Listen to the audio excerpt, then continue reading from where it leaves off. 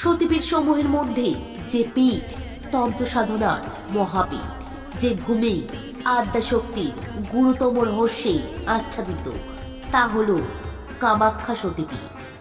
এই পবিত্র তীর্থ অবস্থিত অসমের নীলাচল পর্বতের পবিত্র ব্রহ্মপুত্রের তীরে।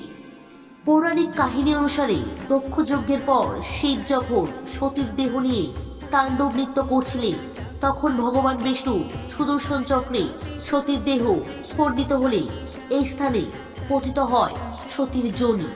অতএব এই স্থান শক্তিতত্ত্বে সর্বাপেক্ষা গুরু ও পূজনীয়। এখানে দেবী পূজিতা হন কামাখ্যা রূপে, যিনি সৃষ্টি শক্তির মহামায়া, কামদায়িনী।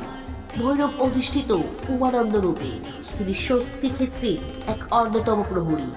এই পীঠে দেবীর কোনো মানবাকৃতি মূর্তি নেই, পূজিত হয় প্রাকৃতিক শিলারূপে, যার সৃষ্টি চিরন্তন শক্তির প্রতীক।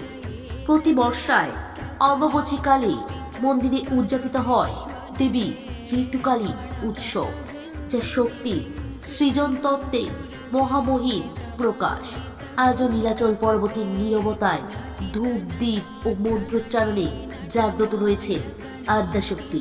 কমেন্টে অবশ্যই লিখুন জয় মা কামাখ্যা।